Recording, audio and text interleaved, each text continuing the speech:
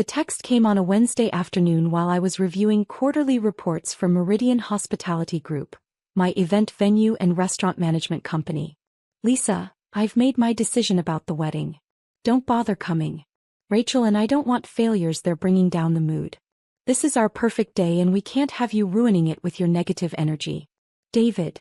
I stared at the message for a moment, then opened my laptop and pulled up our booking system. Peterson Collins wedding, Saturday, June 15th. Riverside Manor, our flagship venue. Full service package including catering, flowers, photography coordination and bridal suite. Total cost, $45,000.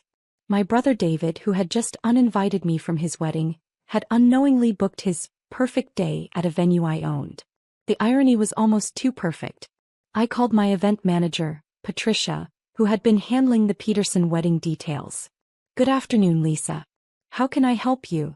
Patricia, I need to discuss the Peterson wedding scheduled for this Saturday. Of course. Everything is progressing beautifully. The bride is thrilled with the floral arrangements, and the catering team has finalized the menu. Is there something specific you needed to address? I need you to cancel the booking.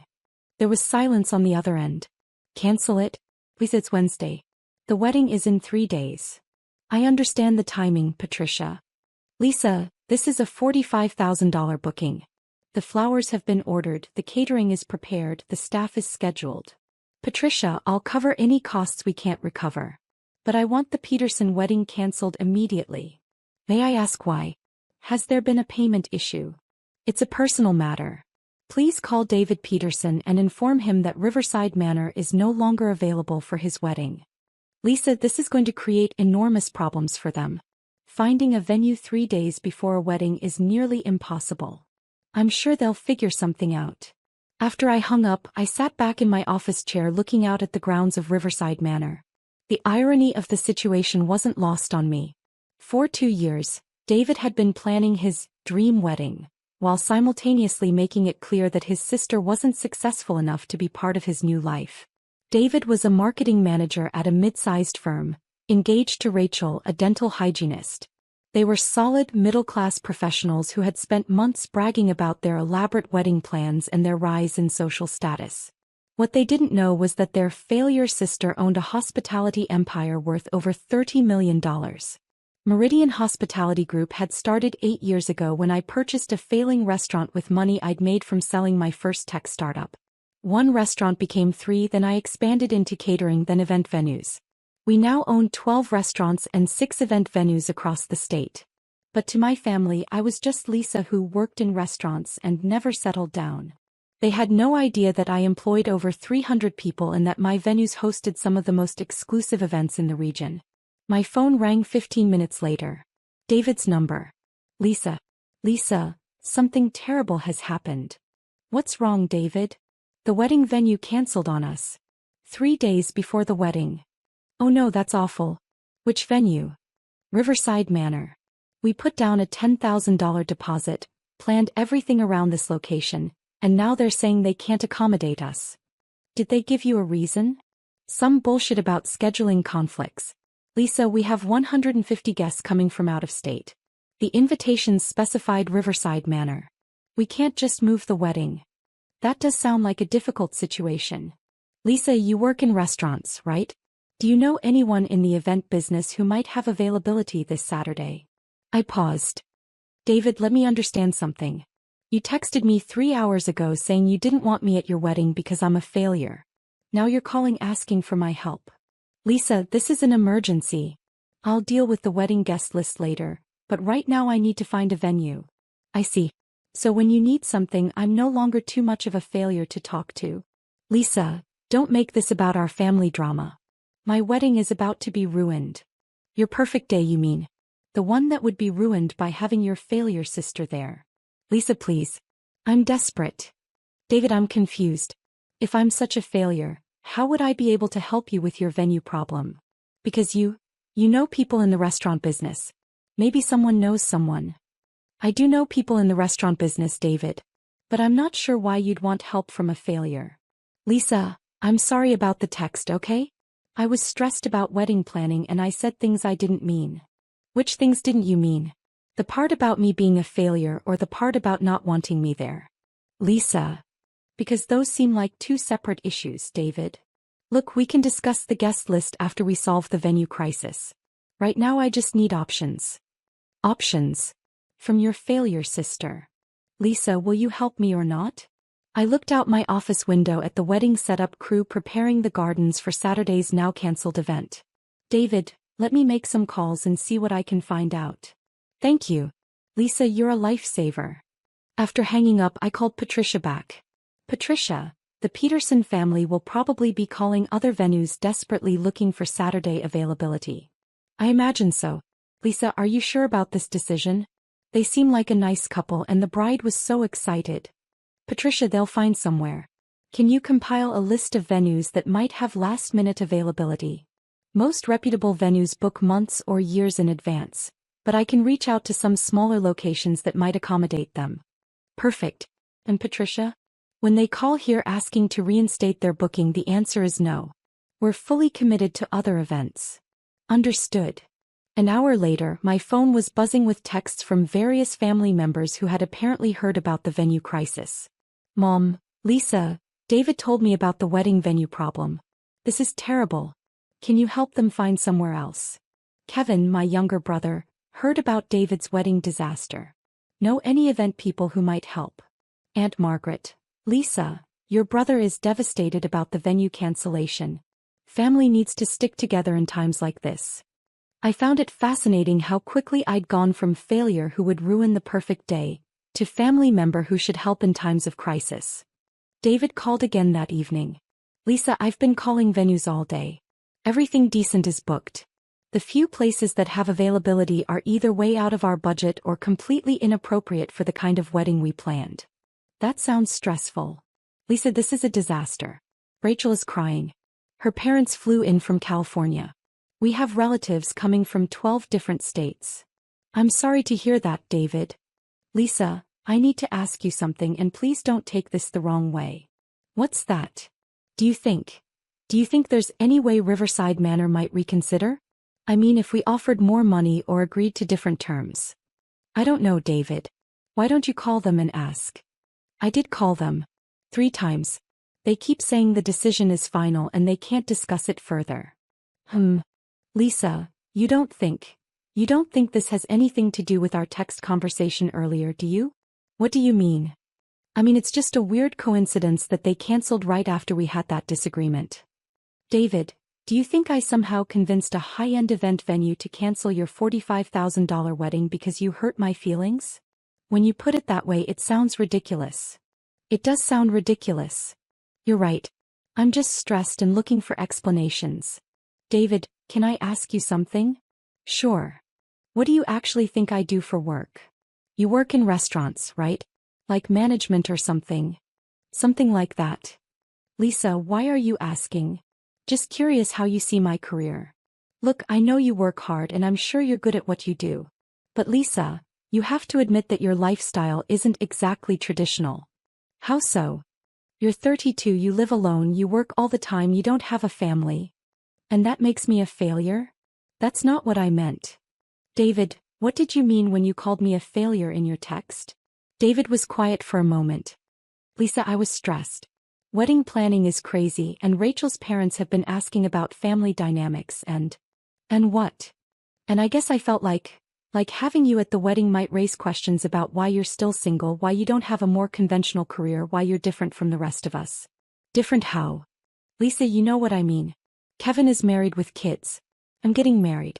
You're just doing your own thing. My own thing. Yeah. And that's fine. It's fine for you. But for my wedding, I wanted everything to look perfect. Traditional. Like we're a successful family. And I don't fit that image. Lisa, don't take it personally. David, you uninvited me from your wedding because I don't make your family look successful enough. How should I take that? Lisa. Let me ask you something else, David. If you found out I was more successful than you realized, would that change how you feel about having me at your wedding? What do you mean? I mean, if it turned out that my unconventional career was actually quite lucrative, would I suddenly be welcome at your perfect day? Lisa, that's a weird hypothetical question. Is it? Look, it doesn't matter how much money you make. The point is that you don't fit the family image we want to project. The family image. Lisa, Rachel's family is very traditional. Her father is a doctor, her mother is a teacher. They expect wedding guests to be, conventional. And I'm not conventional. Right. David, let me get this straight. You uninvited me because I'm not conventional enough for Rachel's family. But now you're asking for my help finding a venue because I work in the restaurant business. Yes.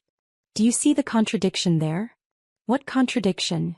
You need my professional connections to solve your problem, but my profession isn't respectable enough for your wedding.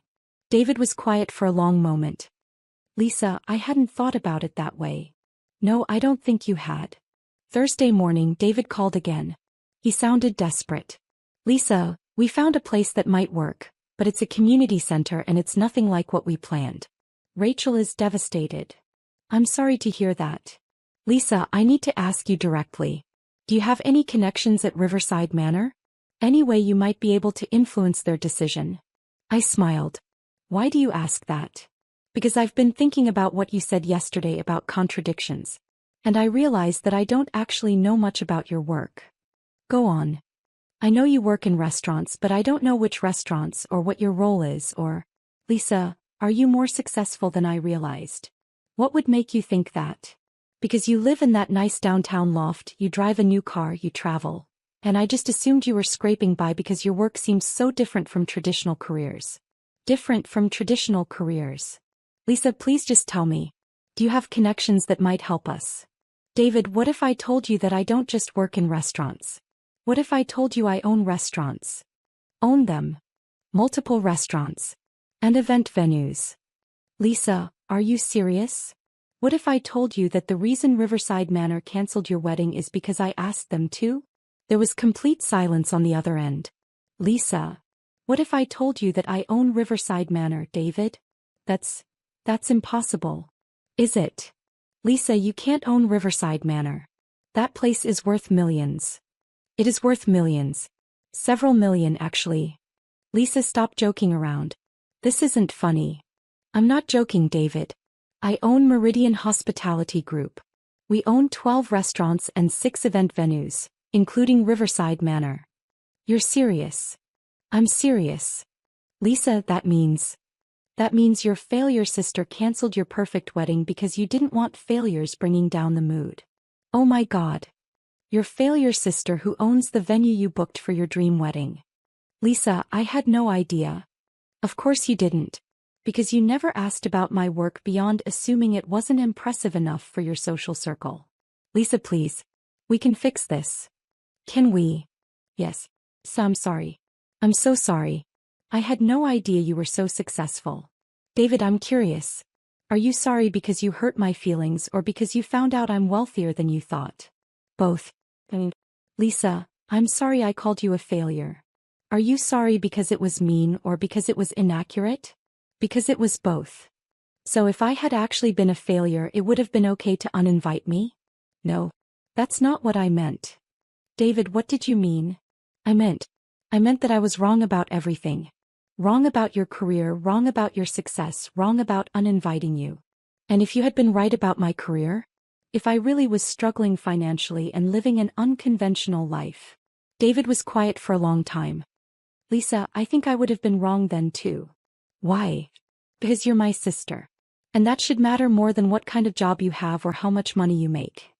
Should it? Yes. Lisa, can you forgive me? David, forgiveness and consequences are two different things. What does that mean? It means I can forgive you for being a snob, but that doesn't mean I'm going to give you back your venue. Lisa, please. We have 150 guests coming. Rachel will be humiliated. Rachel will be humiliated because her wedding venue was canceled, or because people will find out her future brother-in-law owns the venue and canceled it? Lisa. Because those are two different types of embarrassment, David. Lisa, what do you want me to do? I want you to understand that actions have consequences. I understand. Do you? Because 3 days ago, you decided your sister wasn't good enough for your wedding. Today you're asking that same sister to save your wedding. Lisa, I was wrong. About what? About everything. About you being a failure, about you not fitting our family image, about uninviting you. And what changed your mind? Finding out how successful you are. So you only respect me now because I have money? No. That's not. Lisa, that's not what I meant. What did you mean? I meant that I should have respected you before I knew about your success. Why? Because you're my sister. David, I want to ask you something and I want you to think carefully before you answer.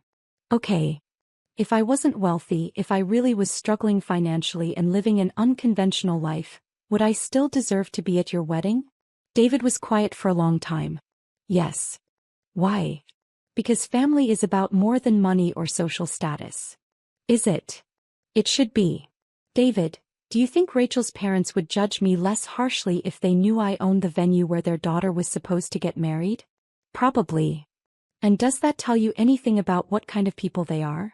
Lisa, I think I see your point. What's my point? That if people only respect you because of your wealth or status, then their respect isn't worth having. And that I was trying to manage other people's shallow opinions instead of standing up for my family. David, I want you to think about something. What? You're asking me to save your wedding. But 3 days ago you didn't want me at your wedding. What's changed? I found out you're successful. Right.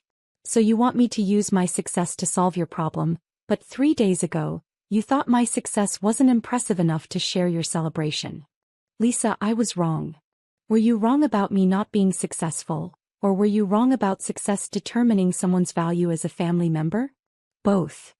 David, here's what's going to happen. Okay. I'm going to reinstate your wedding at Riverside Manor. Really? Lisa, thank you so much. I'm not finished. Sorry. The wedding will go on as planned with one condition. What condition? I'm going to be there. As your sister. With a place at the family table. Of course. Lisa, of course you'll be there. And David. Yes. When people ask about your family, you're going to introduce me as your sister who you're proud of, regardless of what they think about my career or lifestyle. I will, Lisa. I promise. And if Rachel's parents or anyone else makes comments about me being different or unconventional, you're going to defend me. I will. As I am different, David. I chose to build businesses instead of following a traditional career path. I chose to focus on professional success instead of getting married and having kids in my 20s. And those choices don't make me less valuable as a family member. You're right. Lisa, I'm really sorry. David, one more thing. Anything. You're going to tell people that I own the venue. What? You spent months bragging about having your wedding at Riverside Manor. Now you get to brag about the fact that your sister owns it. Lisa, won't that be weird? Why would it be weird? Because people will wonder why I didn't mention it before. And what will you tell them? The truth. That I didn't know how successful you were because I never bothered to ask. Saturday arrived and the wedding was beautiful. Riverside Manor looked perfect, the weather was ideal and Rachel was radiant. But the best part was watching David introduce me to guests. This is my sister Lisa. She owns Meridian Hospitality Group. They own this venue and 11 restaurants. I'm incredibly proud of her. Rachel's father approached me during the cocktail hour. Lisa, David tells me you own this place? I do. It's spectacular. You should be very proud. Thank you. David mentioned that he didn't realize the extent of your success until recently. That must have been quite a surprise for the family. I smiled. It was a surprise because no one ever asked about my work in detail. They assumed that because my career path was unconventional, it wasn't successful. Well, clearly they were wrong. Dr. Collins, can I ask you something? Of course. If I didn't own this venue, if I really was just someone who worked in restaurants and lived an unconventional life, would that make me less worthy of respect as David's sister? He looked thoughtful. You know, Lisa, that's an excellent question. And I think the honest answer is that I might have made unfair assumptions. Most people do. But you're right to point it out. Success comes in many forms and family is about more than professional achievements. During the father of the groom's speech, David surprised everyone. I want to thank my sister Lisa, who not only provided this beautiful venue for our wedding, but who taught me an important lesson this week about family and respect. Lisa, I'm sorry it took me so long to realize that you were successful all along, Not because of your business achievements, but because of who you are as a person. Thank you for saving our wedding, and more importantly, thank you for forgiving me for being an idiot." The crowd laughed and applauded, but I could see the sincerity in David's eyes. After the wedding, as the last guests were leaving, David found me on the terrace. "Lisa, can I ask you something?" "Sure." "Why did you decide to reinstate the wedding?" "Because despite everything, you're my brother and I love you." "Even though I called you a failure?" "David, you called me a failure because you didn't understand what success looks like. That's ignorance, not malice." "And the lesson?" "The lesson is that next time someone in your family seems different or unconventional, maybe ask some questions before making assumptions about their value." "I will. Lisa, I promise I will." "Good. Because your sister who works in restaurants actually runs a $30 million hospitality empire. And she might be able to help you in ways you never imagined." "30 million? 30 million. Lisa, I'm an idiot." "Yes, David. But you're my idiot brother. And that's worth something too." 6 months later, David and Rachel asked me to cater their housewarming party. Not because they needed a favor, but because they wanted to show off their successful sister to their new neighbors. The best part? David introduced me by saying, "This is my sister Lisa. She owns the company that's catering tonight, but more importantly, she's the person who taught me that family is about supporting each other, not judging each other. Success isn't just about building a business empire. Sometimes it's about teaching the people you love to see you clearly, and giving them the chance to be better family members than they've been before." The wedding at Riverside Manor became legendary in our family, not because of how beautiful it was, but because it was the day David learned that his failure sister was actually the most successful person in the room. And I learned that sometimes the best way to teach someone your worth is to let them experience the consequences of not knowing it.